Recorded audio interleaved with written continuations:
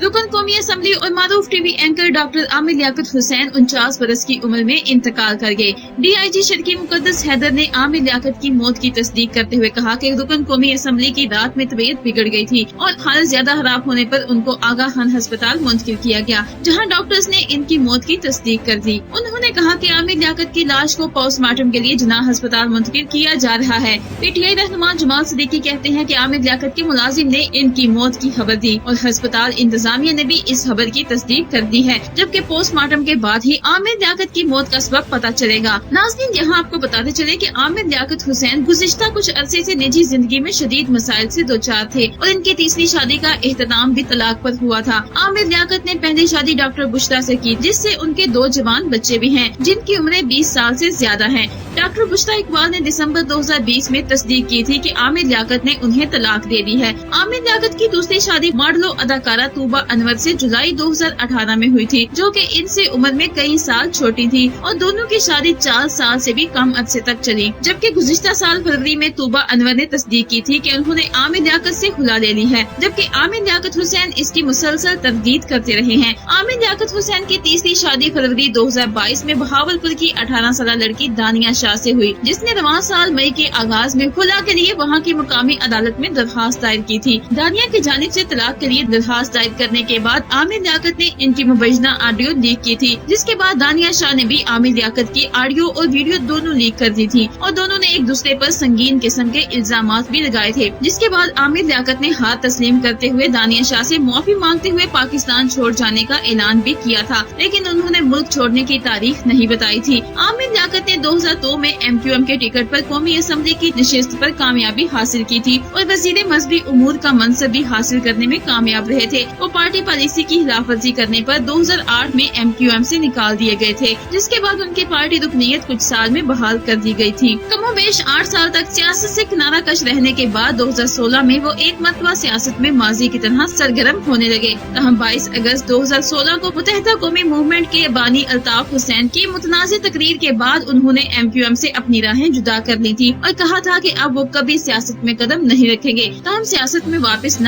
आने का फैसला उन्होंने जल्द ही तब्दील कर दिया था और मार्च 2018 में पाकिस्तान तहरीक इंसाफ में शमूलियत का ऐलान भी कर दिया था और फिर इसी साल कराची में PTI के टिकट पर रुकन कौमी असम्बली मुंतखब भी हुए थे। नाज़रीन, आपको बताते चले कि आमिर लियाकत कई बरसों से मीडिया इंडस्ट्री में काम कर रहे थे। 2001 में उन्होंने जियो TV में शमूलियत इख्तियार की थी, जहां उन्होंने एक मजहबी प्रोग्राम आलिम ऑनलाइन की मेजबानी की थी, जिसने उन्हें बड़े पैमाने पर मकबूलियत बख्शी थी। गुज़िश्ता कुछ बरसों में आमिर लियाकत ने जियो TV और बोल न्यूज दोनों पर रमजान ट्रांसमिशन की मेजबानी की थी। उन्होंने टीवी पर जो आखिरी शो किया था वो बोल हाउस विद आमिर लियाकत था। टेलीविजन मेजबान के तौर पर अपने करियर में उन्हें मुतादिद तनाज़ात का सामना भी रहा, जिसके बाद पैमरा ने नफरत अंगेज तकारीर और इनके मुतादिद शोज पर आरसी तौर पर पाबंदी आयद की थी। 2018 में इस्लामाबाद हाई कोर्ट ने उन्हें इलेक्ट्रॉनिक मीडिया पर आने से रोक दिया था। कौमी असम्बली के स्पीकर राजा परवेज अशरफ ने रुकन कौमी असम्बली के इंतकाल की खबर मिलते ही शुरू होने वाला इजलास जुम्मा की शाम 5 बजे तक मुलतवी कर दिया।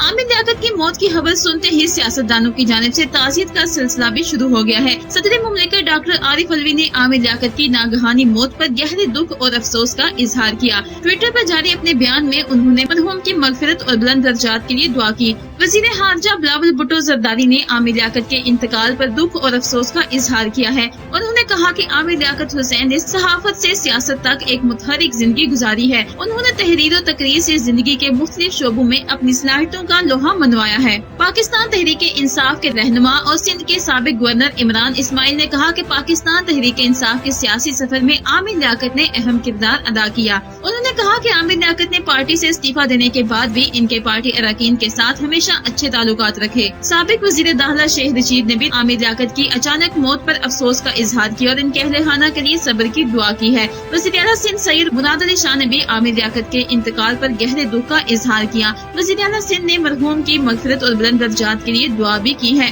पाकिस्तान तहरीक इंसाफ के सेनेटर फैसल जावेद खान ने आमिर लियाकत के अहले खाना से ताज़ियत की। उन्होंने कहा अल्लाह ताला इनको मगफिरत अता फरमाए और इनके अहलिहाना और अजीजो अकारिब और चाहने वालों को सब्र जमील अता फरमाए। TRT के रिपोर्टर अली मुस्तफा ने भी आमिर लियाकत को पाकिस्तान के अवाम को मायल करने के लिए ज़राए अबलाग की ताकत का इस्तेमाल करने पर याद किया है। सहाफ़ी हामिद मीर ने आमिर लियाकत की पुरानी ट्वीट शेयर करते हुए लिखा कि जब कोई दुनिया से चला जाए तो उसकी अच्छी बातों को याद रखना चाहिए। अल्लाह पाक आमिर लियाकत साहब की मग़फ़िरत फरमाए और इनके सफ़र आखिरत को आसान बनाए।